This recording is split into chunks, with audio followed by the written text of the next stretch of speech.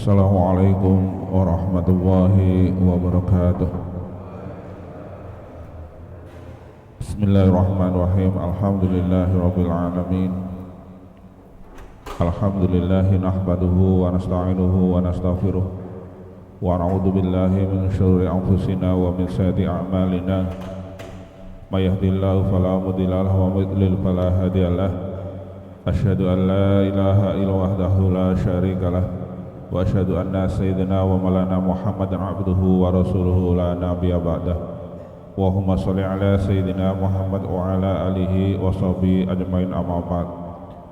Yang sama-sama kita hormatin Bapak Ustadz Fahrudin, Bapak Ibu-ibu jamaah Masjid Al-Maghfirah yang sama-sama mengharap ridha Allah Subhanahu wa taala. Puji syukur kepada Allah Subhanahu wa taala, pada pagi hari ini Allah masih berikan begitu banyak nikmat, wabil khusus nikmat iman dan Islam, nikmat sehat walafiat serta nikmat kesempatan, sehingga kita bisa hadir di Masjid Al-Maghfirah untuk melaksanakan sholat subuh berjamaah yang insya Allah dilanjutkan dengan kajian rutin di Masjid Al-Maghfirah. Semoga segala ibadah kita diterima oleh Allah Subhanahu wa taala. Amin ya rabbal alamin. Salawat beserta salam semoga tetap tercurah kepada junjungan Nabi besar Muhammad sallallahu alaihi wasallam beserta keluarganya, sahabatnya, para tabi'in dan para pengikutnya istiqomah menjalankan sunnahnya, dan semoga kita hadir termasuk di dalamnya, dan semoga kita hadir tempat ini termasuk di dalamnya yang insya Allah mendapat syafaat di yaumil akhir nanti. Hadirin rahimakumullah, sebagaimana biasa setiap akhir pekan di Masjid Al-Maghfirah diadakan kajian. Alhamdulillah pada pagi hari ini Bapak Ustadz Fahrudin telah hadir bersama-sama kita untuk melanjutkan kajian kita dengan kitab Riyadhus Shalihin. Semoga dengan kajian ini bertambah ketakwaan kita kepada Allah. Untuk itu, untuk seluruh waktu bertawadu masykurah.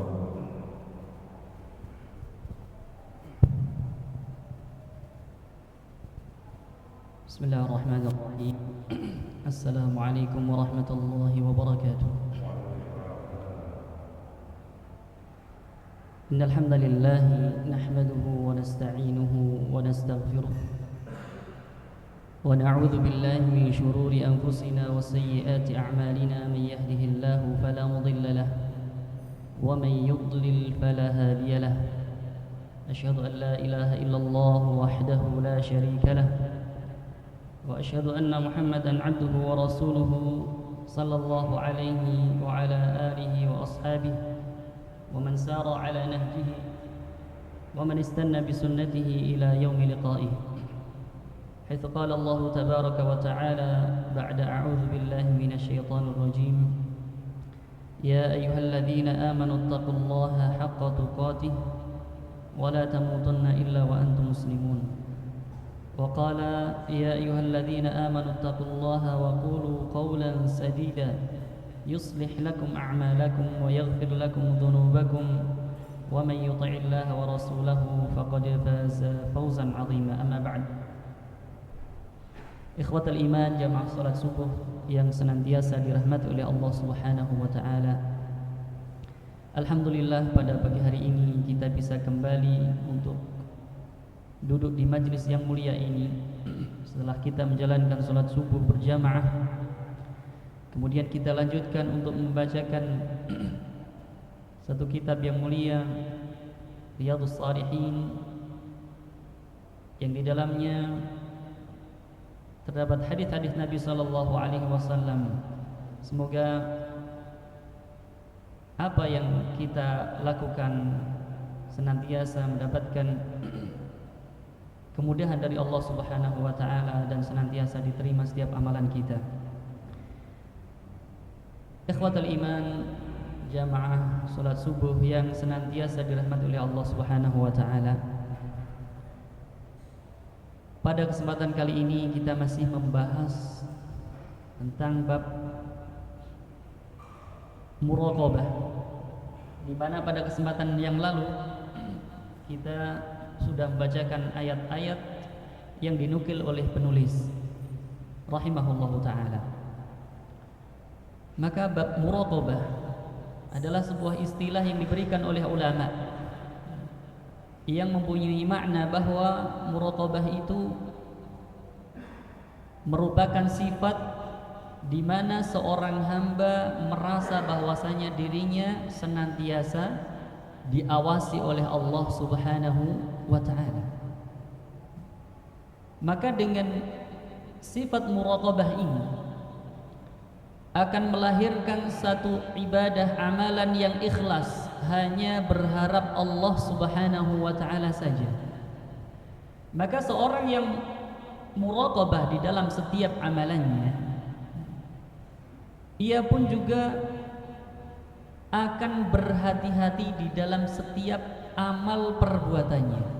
Orang yang muraqabatullah, merasa diawasi oleh Allah Subhanahu wa taala, maka ia selalu akan berhati-hati di dalam setiap perbuatannya.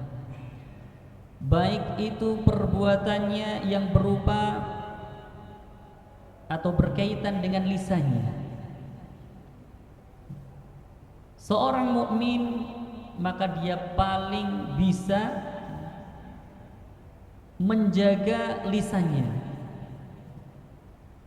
Ketika Nabi SAW bersabda, "Man kana yu'minu billahi wal yaumil akhir falyaqul khairan aw liyasmut."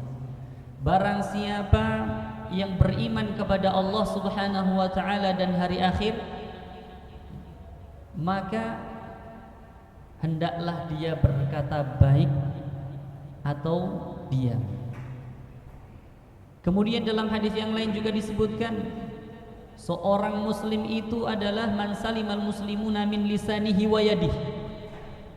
Seorang muslim itu adalah orang muslim yang lain selamat dari lisannya dan tangannya. Maka ketika seorang menyadari bahwasanya Allah Subhanahu wa taala senantiasa mengawasinya, maka ia akan berhati-hati di dalam tutur katanya. Dia tidak mudah untuk menyakiti orang lain. Dia akan bisa menjaga lisannya ketika berkata-kata. Demikian juga seorang yang muraqabah, mempunyai sifat bahwasanya dia itu senantiasa diawasi oleh Allah, maka dia juga akan menjaga hatinya. Karena Allah Subhanahu wa taala Maha mengetahui apa yang terlintas di dalam hatinya. Wa ma tukhfis sudur. Apa yang disembunyikan di dalam hati, maka Allah Subhanahu wa taala sangat mengetahui. Demikian juga seorang yang muraqabatullah, merasa diawasi oleh Allah, dia akan menjaga seluruh badannya dari perbuatan-perbuatan maksiat. Dia akan menjaga penglihatannya dari melihat hal-hal maksiat. Dia akan menjaga tangannya dari berbuat zalim kepada orang lain. Maka bukankah hikmah dari diciptakannya manusia untuk beribadah dan kemudian untuk diuji mana yang paling baik amalannya, paling ikhlas amalannya. Makanya orang yang muraqabatullah, orang yang merasa senantiasa dalam pengawasan Allah, maka dia akan selalu baik, selalu ikhlas di dalam setiap amalannya. Allah berfirman, "Alladzi khalaqal mauta wal hayata liyabluwakum ayyukum ahsanu amala." Dialah Allah yang menciptakan yang mati dan yang hidup untuk menguji kalian mana di antara kalian yang paling baik amalannya. Allah tidak pernah mengatakan aktsaruhum amala, yang paling banyak amalannya. Tetapi Allah berfirman ahsanu amala, yang paling bagus amalannya. Jadi yang terpenting adalah kualitasnya, bukan jumlahnya, kuantitasnya, tetapi kualitas amalan tersebut. Muraqabatullah. Kalau zaman dahulu kemungkinan kalau kita ingin selamat dari fitnah itu biasanya masuk ke rumah. Masuk ke rumah, tutup pintu, sudah banyak beribadah di dalam rumah. Akan tetapi zaman sekarang, ketika seorang masuk rumah pun, maka di sana terdapat fitnah juga. Apa itu? Terkadang HP, medsos, ya. Maka tidak terlepas dari perbuatan-perbuatan yang terkadang menjerumuskan kita ke dalam dunia maksiat. Di sisi lain ada istrinya yang solihah senantiasa mendoakannya, mendoakan suaminya, tetapi suaminya terkadang malah bermain medsos HP, melihat aurat wanita yang tidak diharamkan, yang tidak dihalalkan oleh Allah Subhanahu wa taala. Melihat perkara yang diharamkan sangat mudah di HP, di medsos dan lain sebagainya. Maka inilah pentingnya muraqabatullah. Senantiasa diawasi oleh Allah Subhanahu wa taala. Terkadang kita itu lebih takut kepada CCTV daripada takut kepada Allah Subhanahu wa taala. Kadang orang tidak jadi melakukan perbuatan maksiat karena ada CCTV, tidak jadi. Tetapi tidak takut kepada Allah Subhanahu wa taala. Padahal Allah Subhanahu wa taala senantiasa melihat tingkah laku kita. Oleh karena itu, muallif, penulis kitab ini menyebutkan ayat yang berikutnya, yaitu surat Al-Hadid. Ayat yang keempat, Allah Subhanahu wa taala berfirman, "Wa huwa ma'akum aina ma kuntum." Dialah Allah Subhanahu wa taala bersama kalian di mana saja kalian berada. Kebersamaan Allah Subhanahu wa taala, Allah itu bersama kita. Maka secara bahasa, kebersamaan ini ya, secara mutlak tanpa harus saling berdampingan. Makanya makna kebersamaan ini mempunyai makna yang banyak sekali. Kebersamaan yang pertama dalam segi tempat.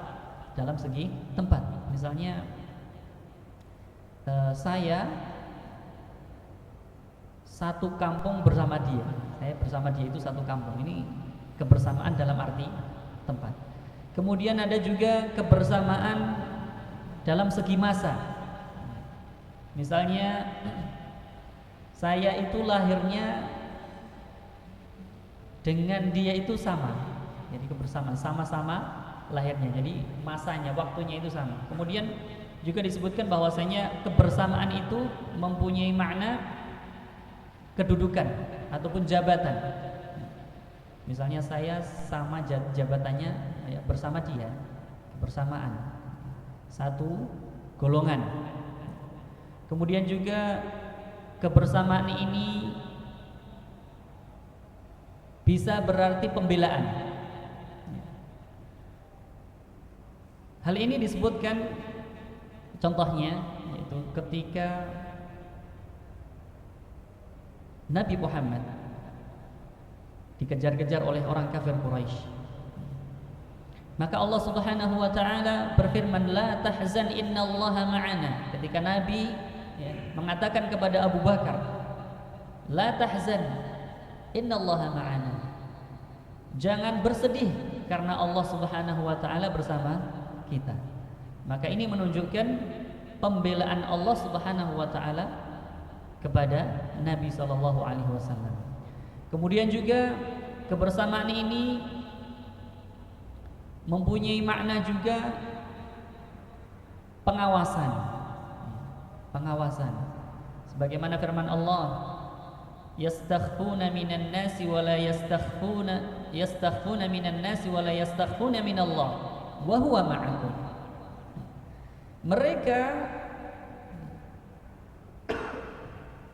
malu kepada manusia akan tetapi tidak malu kepada Allah Subhanahu wa taala. Wa huwa ma'akum. Sedangkan Allah itu bersama kalian. Kemudian juga kebersamaan juga berarti menyatu.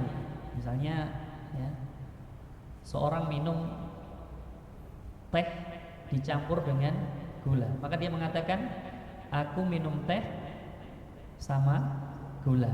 Ya, itu kebersamaan. Ini macam-macam makna ma'iyah atau bersama, ya, dijelaskan oleh para ulama. Kemudian juga disebutkan oleh penulis bahwasanya ma'iyah ataupun kebersamaan Allah yang dinisbatkan kepada dirinya itu sesuai dengan qarinah atau ada dalil-dalil yang mengikutinya. Ma'iyah juga berarti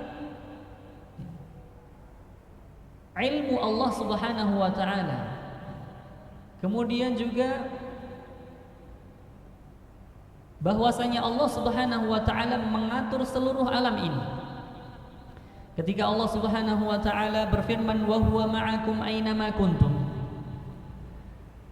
bahwasanya Allah Subhanahu wa ta'ala bersama kalian di mana saja kalian berada. Ini menunjukkan bahwasanya yang bersama kita itu adalah ilmu Allah. Karena di dalam firman-Nya surat Thaha ayat 5, Allah itu berfirman Ar-Rahmanu 'alal 'arsyis istawa. Allah bersemayam di atas arsy. Dan secara naluri, secara fitrah, ketika Allah berfirman Ar-Rahmanu 'alal 'arsyis istawa, Allah bersemayam di atas arsy, maka Allah itu bersemayam di atas, bukan di mana-mana. Allah tempatnya di atas. Maka secara fitrah, secara naluri orang akan mengatakan kita serahkan saja kepada yang di atas. Ketika seorang diuji dengan satu ujian, misalnya sakit misalnya, ya kita serahkan kepada yang di atas saja. Kita bersabar, kita serahkan kepada yang di atas. Ini menunjukkan bahwasanya Allah bersemayam di atas.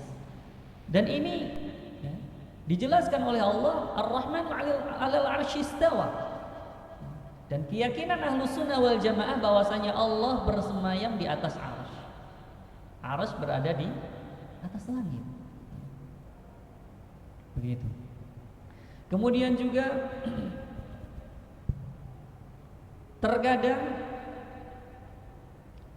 ma'iyatullah, kebersamaan Allah itu bermakna at-tahdid wal indar, ancaman agar seorang itu menjauh dari hal tersebut.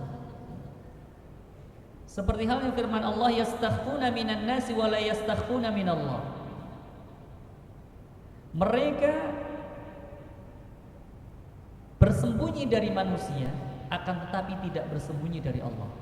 Ibnu Abbas, seorang sahabat Nabi, ketika menafsirkan ayat ini menyebutkan, mereka manusia itu malu terhadap manusia.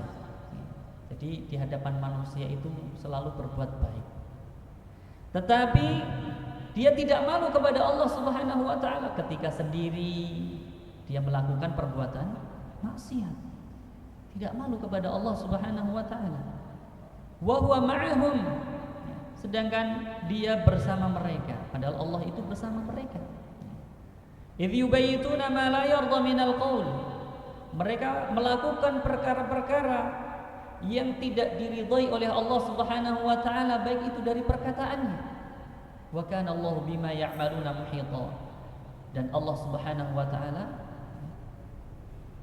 Maha meliputi atas apa yang mereka lakukan. Allah Maha mengetahui. Ini merupakan peringatan Allah Subhanahu wa ta'ala. Sebagian orang mengira bahwasanya Allah tidak mengetahui apa yang dia perbuat, padahal Allah Subhanahu wa ta'ala meliputi, ya, mengetahui segala sesuatu. Oleh karena itu, di dalam hadis Thauban, Nabi sallallahu alaihi wasallam pernah bersabda, la a'lamanna aqwaman min ummati ya'tuna yaumal qiyamati bihasanatin amthala jibali tihamata. bidan fayaj'aluha Allahu haba'an manthura. Nabi mengatakan akan ada satu kaum dari umatku yang nanti di hari kiamat dia datang dengan kebaikan-kebaikan yang sangat banyak sekali. Dia datang dengan kebaikan yang sangat banyak, dengan ibadah puasanya, dengan ibadah salatnya, dengan sedekahnya dan yang lainnya, ibadah-ibadah yang lainnya, dengan perbuatan-perbuatan baiknya, seperti gunung Tihamah yang berwarna putih. Jadi saking banyaknya amal perbuatannya. Tetapi apa? Allah Subhanahu wa ta'ala jadikan amalan-amalan yang telah ia lakukan itu seperti halnya debu yang berterbangan, haba'an manthura, seperti debu yang berterbangan. Maka Thauban, seorang sahabat, mengatakan, sifhum lana ya Rasulullah, jallihim lana alla nakuna minhum wa kunna la na'lam. Ya Rasulullah, jelaskan kepada kami tentang sifat-sifat mereka agar kami tidak menjadi seperti mereka. Ini kebiasaan para sahabat itu bertanya tentang sesuatu ya, agar mereka bisa berbentengan darinya, agar mereka bisa menjauh dari perbuatan tersebut. Maka Nabi SAW pun mengatakan, ama innahum ikhwanukum wa min jildatikum wa ya'khuduna kama ta'khuduna minal lail. Mereka itu saudara-saudara kalian, berarti jadi jenis manusia. Wa min jildatikum, dari kulit-kulit kalian. Ya'khuduna kama ta'khuduna minal lail. Mereka juga melakukan qiyamul lail. Mereka melakukan ibadah-ibadah seperti apa yang kalian lakukan. Melakukan zakat, sedekah, puasa, qiyamul lail. Walakinnakum aqwamun idza khalau bimaharimillah intahakuha. Akan tetapi mereka ini adalah satu kaum yang apabila mereka menyendiri, maka mereka langgar larangan-larangan Allah Subhanahu wa ta'ala. Mereka melakukan kemaksiatan-kemaksiatan kepada Allah Subhanahu wa ta'ala. Ketika mereka menyendiri di kamarnya, tidak berzikir kepada Allah, justru melakukan kemaksiatan, melakukan video call, telepon dengan orang-orang yang diharamkan. Apalagi ada juga yang berkomunikasi dengan istrinya orang misalnya. Dan ini yang sering terjadi karena hilangnya rasa ma'iyatullah, muraqabah, merasa diawasi oleh Allah Subhanahu wa ta'ala. Oleh karena itu muraqabah ini penting sekali. Kemudian juga ma'iyatullah, kebersamaan Allah Subhanahu wa ta'ala, itu juga terkadang berarti pertolongan Allah Subhanahu wa ta'ala. Hal ini sebagaimana disebutkan Allah Subhanahu wa ta'ala di dalam firman-Nya surat An-Nahl, innallaha ma'al ladzina taqaw wal ladzina hum muhsinun. Sesungguhnya Allah Subhanahu wa ta'ala bersama orang-orang yang bertakwa dan orang-orang yang berbuat baik. Allah bersama orang-orang yang bertakwa. Maksudnya bahwasanya Allah Subhanahu wa ta'ala akan memberikan pertolongan kepada orang-orang yang bertakwa. Allah akan memberikan pertolongan kepada orang-orang yang senantiasa berbuat baik. Juga demikian yang disebutkan oleh penulis bahwasanya ma'iyah atau kebersamaan juga terkadang di dalam ayat-ayatnya itu disandarkan kepada makhluk Allah Subhanahu wa ta'ala bil wasf, dengan sifatnya, dan terkadang pula disifatkan atau disandarkan kepada makhluk itu bil ain, dengan personnya atau orangnya. Disebutkan contohnya adalah yang disebutkan oleh Allah Subhanahu wa taala, menyebutkan di dalam surat At-Taubah ayat 40. Illa tansuruhu faqad nasarahu Allah idh akhrajahu alladhina kafaru thaniyatnain idh huma fil ghar idh yaqulu li sahibihi la tahzan innallaha ma'ana. Allah Subhanahu wa taala ketika menceritakan bagaimana keadaan Nabi Shallallahu Alaihi Wasallam bersama Abu Bakar, kapan itu? Ketika dikejar-kejar oleh orang kafir Quraisy. Nabi bersembunyi di sebuah gua.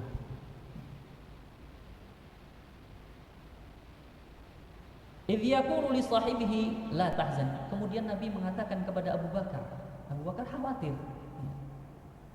Karena memang mereka mengejar-ngejar sampai di mana-mana dikejar-kejar. Bahkan kalau bisa menangkap Muhammad, berapa hadiahnya? 100 ekor unta. Kalau bisa menangkap Abu Bakar maka ditambah lagi 100. Maka dua orang ini kalau ditangkap mendapatkan 200 unta. Hadiah yang banyak. Maka ketika Abu Bakar khawatir, bahkan ia sempat mengatakan, ya Rasulullah, lau nadhara ahaduhum ila qadami ya la absarana. Kalaulah seandainya mereka orang-orang kafir itu melihat kepada kakinya ke bawah, pasti dia akan melihat kita. Pasti mereka akan melihat kita. Tetapi apa? Nabi Shallallahu Alaihi Wasallam meyakinkan Abu Bakar dan mengatakan, la tahzan innallaha ma'ana. Jangan sedih karena Allah itu bersama kita. La tahzan innallaha ma'ana fama dhannuka bitsnaini Allahu tsalitsahuma. Jangan bersedih karena Allah Subhanahu wa taala bersama kita. Di sini di dalam ayat At-Taubah ayat 40 ini disebutkan bahwasanya thaniyatnain, dua orang ini disebutkan dua orang yang diselamatkan oleh Allah Subhanahu wa taala, dan kemudian Allah menjamin keduanya akan selamat. Hal ini juga Allah sebutkan di dalam firman-Nya surat Thaha ketika menceritakan Nabi Musa dan Nabi Harun. Ketika Allah perintahkan keduanya untuk menghadap siapa? Fir'aun. Ketika diperintahkan untuk mendakwai Fir'aun, akan tetapi Nabi Musa mengatakan, qala rabbana innana nakhafu an yafruta alaina aw an yatgha. Ya Allah, sesungguhnya kami takut, kami khawatir jikalau Fir'aun ini mengazab kami, menyiksa kami, atau melampaui batas. Maka apa? Allah Subhanahu wa taala meyakinkan keduanya. La takhafa, qala la takhafa, innani ma'akuma asma'u wa ara. Sesungguhnya aku bersama kalian, kalian berdua, aku mendengar dan aku melihat. Coba kalau Allah menguatkan hambanya, menguatkan Nabi Musa dan Nabi Harun dengan mengatakan, innani ma'akuma, sesungguhnya aku bersama kalian berdua, aku mendengar dan aku melihat. Maka dengan pasti, dengan kekuatan hati, tidak akan takut, karena pasti Allah akan menolong dirinya. Terkadang ketika kita diutus oleh atasan kita untuk menemui orang yang terkadang kita takuti, maka kita akan protes. Nanti gimana kalau saya dicaci maki? Misalnya orang disuruh untuk ketemu orang lain, nanti bagaimana saya beralasan? Maka pimpinan kita akan mengatakan, sudah sekarang ini pakai catatan saya, tanda tangan saya, berikan kepada dia, nanti dia sudah tahu. Mereka tidak akan menyakitimu, tidak akan mengatakan kotor kepadamu, seperti itu. Ya. Apalagi ini Allah Subhanahu wa Ta'ala yang menjamin. Allah Subhanahu wa Ta'ala yang menjamin keduanya akan selamat. Ini kebersamaan Allah Subhanahu wa Ta'ala kepada hambanya. Innani ma'akum, sesungguhnya aku bersama kalian berdua. Aku mendengar dan aku melihat. Maka ini ya, ketika seorang merasa bahwasanya Allah bersamanya, maka pasti Allah Subhanahu wa Ta'ala akan menolong dirinya. Kemudian juga muallif, penulis, juga menyebutkan ayat surat Ali Imran ayat yang kelima. Innallaha la yakhfa 'alaihi syai'un fil ardi wala fis sama'. Sesungguhnya Allah Subhanahu wa Ta'ala tidak tersembunyi atasnya segala sesuatu di langit maupun di bumi. Dan juga Allah Subhanahu wa Ta'ala berfirman di dalam surat Al-An'am ayat 59. Wa 'indahu mafatihul ghaib la ya'lamuha illahu. Sesungguhnya di sisinya itu ada kunci-kunci kegaiban, kunci-kunci gaib. La ya'lamuha illahu, yang tidak diketahui melainkan dirinya. Wa ya'lamu ma fil barri wal bahr. Dan Allah Subhanahu wa Ta'ala maha mengetahui apa-apa yang ada di darat dan di lautan. Wa ma tasqutu min waraqatin illa ya'lamuha. Dan apa-apa yang jatuh dari daun yang jatuh, melainkan Allah Subhanahu wa Ta'ala mengetahuinya. Wala habbatin fi dhulumatil ardi wala rabbin wala yabisin illa fi kitabim mubin. Satu biji yang jatuh pun di kegelapan malam di bumi, baik itu berada dalam daerah yang rotbin, yang basah maupun kering, melainkan itu sudah tertulis di dalam Lauh Mahfuz. Para ulama mengatakan apabila daun yang jatuh saja Allah maha mengetahui, apalagi daun-daun yang tidak jatuh. Ketika kita memahami makna ayat wala habbatin fi dhulumatil ard, tidak juga satu biji yang jatuh di kegelapan malam di bumi. Habbah kalau kita belajar dalam bahasa Arab itu, dia disebutkan tidak ada alif lamnya, habbatin, bukan al-habbah. Disebutkan habbatin wala habbatin, menunjukkan ini sifatnya umum. Sifatnya umum, baik itu yang besar yang kecil, ya.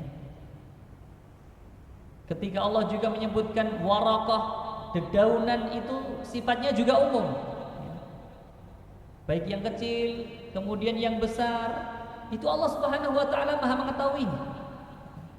Maka ketika kita merenungi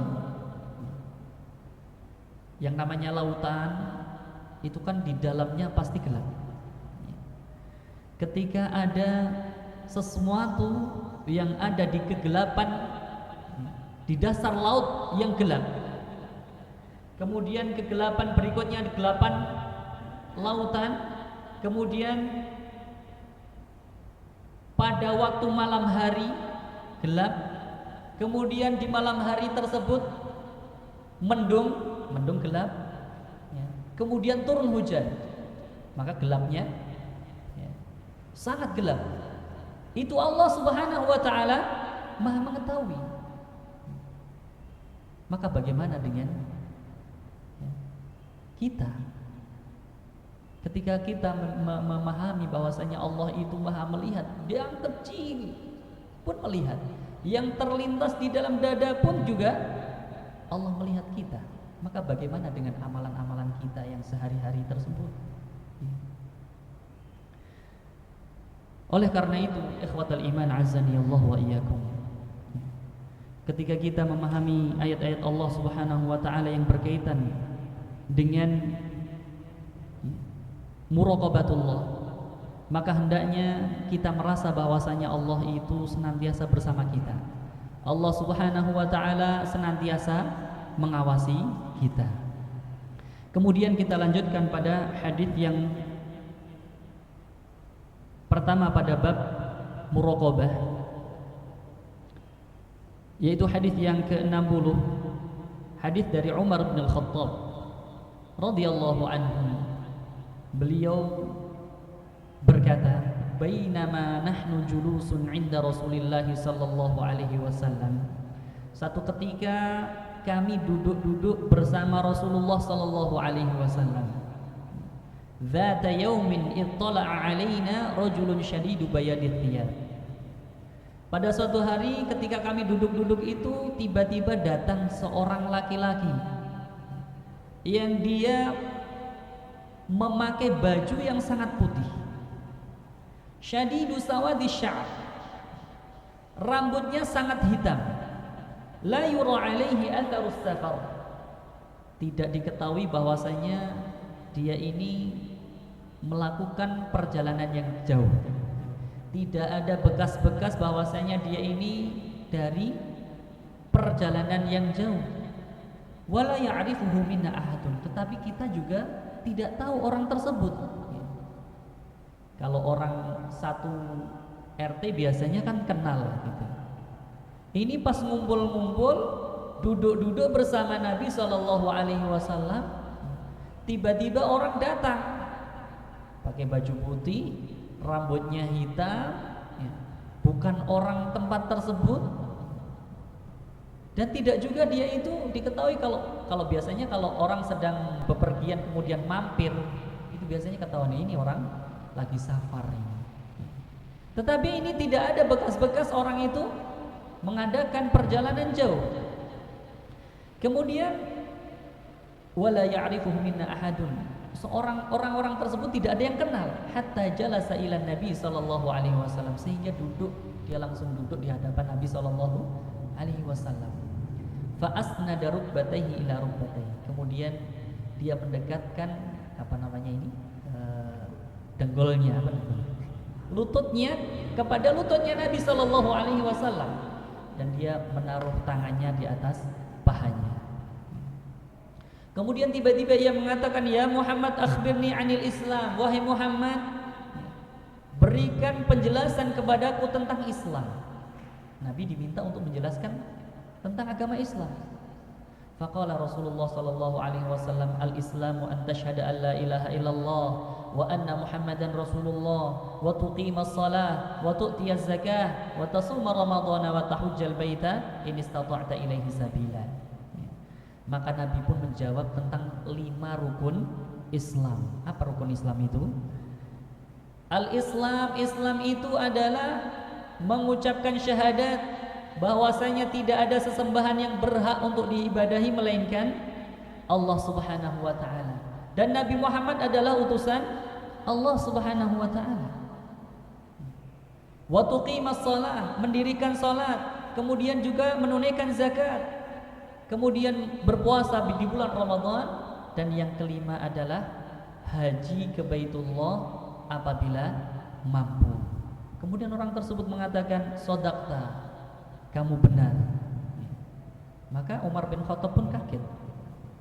Ini orang bertanya, kemudian yas'aluhu wa yusaddiqu, dia bertanya, kemudian setelah dijawab, kemudian dia mengucapkan kamu benar. Ini ngetes apa ya, begitu ya.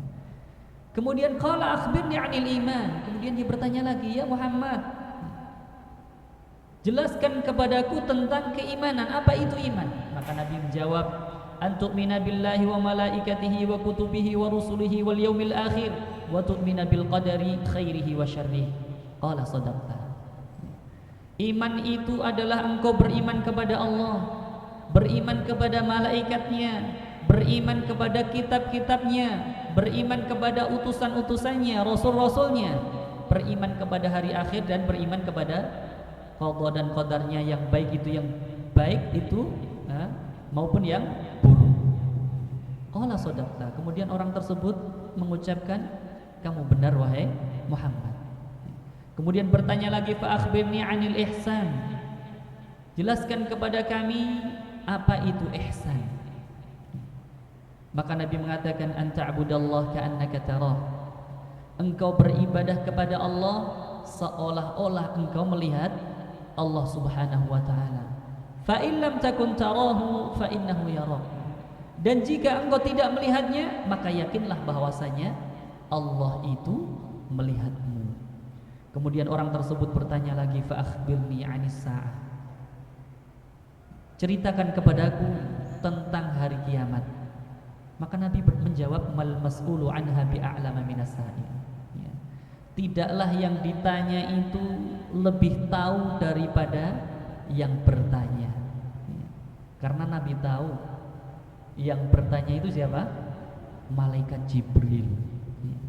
Malaikat Jibril. Ya. Kemudian orang tersebut bertanya, fa akhbirni an amaratiha.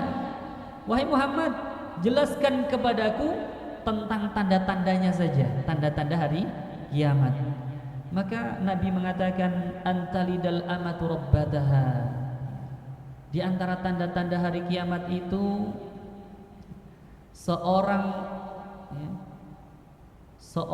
tuan melahirkan budaknya, atau budak itu nanti bisa dipertuankan. Seorang budak melahirkan tuannya itu. Wa antaral hufatal uratal alata ri'a asya'i yatatawaluna fil bunyan. Engkau melihat orang yang telanjang, orang yang miskin, orang yang menggembala, ya, yang biasanya menggembala itu mereka berlomba-lomba untuk meninggikan bangunan. Tsumman talaqa, kemudian orang tadi pamit pergi. Falabithtu maliyan, maka Umar bin Khattab itu duduk sejenak. Kemudian Nabi SAW bertanya kepada Umar, ya Umar, atadri manis sa'il? Wahai Umar, tahukah kamu siapa yang bertanya tadi? Maka Umar mengatakan, Allah wa rasuluhu a'lam. Allah dan Rasulnya yang maha tahu. Maka Nabi memberitahu kepada Umar, fa innahu Jibrilu atakum yu'allimukum amra dinikum. Sesungguhnya tadi yang datang itu adalah malaikat Jibril. Dia datang kepada kalian untuk mengajari perkara agama kalian. Ikhwatal iman azani Allah wa iyyakum. Hadis ini diriwayatkan oleh Imam Muslim. Hadis yang panjang, hadis yang memberikan pelajaran yang penting tentang tingkatan-tingkatan di dalam agama ini. Yang pertama adalah Islam, kemudian yang kedua adalah iman, dan yang ketiga adalah ihsan. Maka tidak semua orang Islam itu beriman, dan tidak semua orang yang beriman itu melakukan ihsan. Maka yang paling tinggi adalah ihsan. Kalau ihsan sudah pasti dia beriman, sudah pasti dia Islam. Karena ihsan itu seorang ketika beribadah kepada Allah, sebagaimana disebutkan oleh malaikat Jibril tadi, ketika dia beribadah kepada Allah seolah-olah dia melihat Allah Subhanahu wa ta'ala. Kalau kita tidak melihat Allah, maka yakinlah bahwasanya kita itu dilihat oleh Allah Subhanahu wa ta'ala. Allah Maha melihat kita. Maka ini yang menjadi dasar kita bagaimana kita beribadah kepada Allah Subhanahu wa ta'ala. Hadis ini juga memberikan penjelasan kepada kita bahwasanya Islam itu mengaplikasikan rukun yang 5. Bersyahadat bahwasanya tidak ada sesembahan yang berhak untuk diibadahi melainkan Allah Subhanahu wa ta'ala, dan Nabi Muhammad adalah utusan Allah. Ini adalah konsekuensi dari ketika kita mengucapkan syahadat, kita mengaplikasikannya di dalam kehidupan kita sehari-hari. Dan ini merupakan syarat-syarat diterima amalan kita. amal ibadah kita itu dua syarat ini, mengaplikasikan tauhidullah, mengesahkan Allah, menyembah hanya kepada Allah Subhanahu wa taala saja, dan juga mengikuti Nabi sallallahu alaihi wasallam di dalam beribadah. Ini konsekuensinya ketika kita beribadah kepada Allah Subhanahu wa taala. Kemudian juga menunaikan sholat. Pertama kali yang akan ditanya nanti sholat kita. Terkadang seorang itu sholat tetapi kenapa masih melakukan kemaksiatan? Bisa jadi ketika dia melakukan sholat tetapi tidak mengaplikasikan apa yang diajarkan oleh Nabi Shallallahu Alaihi Wasallam. Terkadang dia sholat tetapi pikirannya kepada pekerjaan. Ketika dia sholat pikirannya macam-macam, keluarga, anak, istri, harta dan lain sebagainya, sehingga terkadang tidak menjadikan sholatnya itu khusyuk. Padahal Allah Subhanahu wa taala menyebutkan innas salata tanha 'anil fahsya'i wal munkar. Sesungguhnya sholat itu dapat mencegah perbuatan keji dan mungkar. Ketika seorang masih melakukan perbuatan keji dan mungkar, lisannya masih berkata-kata kotor, dia masih suka menzalimi orang lain, bisa jadi sholatnya ini belum benar. Bisa jadi sholatnya ini perlu dievaluasi kembali. Bisa jadi sholatnya ini tidak sesuai dengan apa yang diajarkan oleh Nabi Shallallahu Alaihi Wasallam. Maka ini yang harus kita koreksi. Maka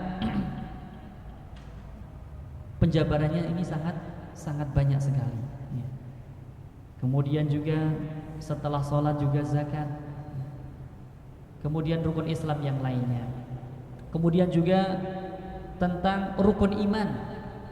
Rukun iman, yang namanya iman itu tidak cukup untuk diucapkan. Para ulama menyebutkan bahwasanya al-imanu huwa tasdiqu bil qalb wal iqraru bil lisan wal amalu bil arkan. Ada tiga hal ketika seorang itu disebut beriman, yaitu dia mengucapkan dengan lisannya mengucap, kemudian hatinya meyakini.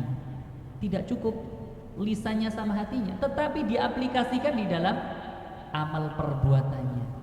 Dia mengaplikasikan, mengamalkan apa yang telah diketahuinya. Makanya di dalam banyak ayat Allah Subhanahu wa taala selalu menyandingkan antara iman dan amal soleh. Seorang beriman pasti dia berilmu. Setelah berilmu akan muncul keimanan di dalam hatinya. Ketika dia sudah beriman, maka dia harus beramal soleh. Makanya di dalam surat Al-Asr, wal asri, demi masa, innal insana lafi khusr. Sesungguhnya manusia itu dalam keadaan merugi. Semua manusia dalam keadaan merugi. Illal ladzina amanu wa amilus shalihat. Allah menyandingkan iman dengan amal saleh. Kecuali orang-orang yang beriman kepada Allah Subhanahu wa taala. Adanya keimanan pasti dia belajar dulu. Dia beriman kepada Allah, pasti dia mengenal Allah. Enggak mungkin dia punya keimanan tanpa mengenal Allah, mengenal nama-nama dan sifatnya. Iman kepada Rasul berarti dia meyakini nabi yang diutus oleh Allah Subhanahu wa taala. Kemudian mengikuti apa yang diperintahkan Nabi. Kemudian setelah beriman maka diamalkan. Wa amilus shalihat. Tidak cukup seorang itu mengucapkan, diyakini, tidak cukup. Tetapi apa? Wa amilus shalihat, diamalkan. Amal saleh. Illal ladzina amanu wa amilus shalihat wa tawassaw bil haqq wa tawassaw bis sabr. Senantiasa saling berwasiat, saling menasihati di dalam kebenaran Ketika dinasihati tentang kebenaran yang datangnya dari Allah dan Rasulnya, maka dia menerima. Wa tawasau bis sabr, dan juga saling berwasiat, saling menasihati di dalam kesabaran. Makanya 4 hal ini, kata Imam Syafi'i, kalaulah Allah tidak menurunkan selain surat Al-Asr ini, maka sudah cukup. 4 hal ini, yang pertama al-iman, tentunya harus berilmu. Kemudian setelah beriman maka harus diamalkan. Kemudian yang ketiga, setelah iman, amal, kemudian dia mendakwahkan, menyampaikannya, menyampaikan kebenaran yang datangnya dari Allah dan Rasulnya. Kemudian yang keempat adalah kesabaran. Sabar di dalam 3 hal ini. Sabar di dalam menuntut ilmu, sabar dalam keimanan kepada Allah, sabar di dalam berdakwah di atas Al-Quran dan Sunnah Nabi SAW, karena tidak mudah. Orang yang menyampaikan kebenaran, orang yang membawa kebenaran, orang yang berdakwah pasti akan mendapatkan tantangan. Itu pasti. Ada saja orang yang tidak menyukainya. Orang yang berusaha untuk menjalankan syariat Islam, itu pasti akan ada orang yang tidak suka. Pasti itu. Orang yang berusaha untuk baik, itu pasti akan ada tantangan. Karena kalau tidak ada tantangan, tidak akan berkualitas nilai suatu ibadah. Dan orang yang hidup di dunia ini pasti akan diuji, dan ujian itu dalam rangka untuk mengangkat derajat manusia, manakala dia bersabar di atas semuanya itu. Ini saja mungkin ikhwatal iman, Bapak Ibu sekalian, yang dapat saya sampaikan di pagi hari ini. Mudah-mudahan bermanfaat bagi kita semuanya. Kurang lebihnya mohon maaf yang sebesar-besarnya. Akhirul kalam, billahi at-taufiq wal hidayah. Wassalamualaikum warahmatullahi wabarakatuh. Jazakallahu khairan katsiran kepada Bapak Ustaz Fahrudin. Masih ada waktu 5 menit, ada yang mau ditanyakan? Cukup. Baik, kita tutup dengan doa kafaratul majelis. Subhanakallahumma wa bihamdika asyhadu an la ilaha illa anta astaghfiruka wa atubu ilaik. Wassalamualaikum warahmatullahi wabarakatuh.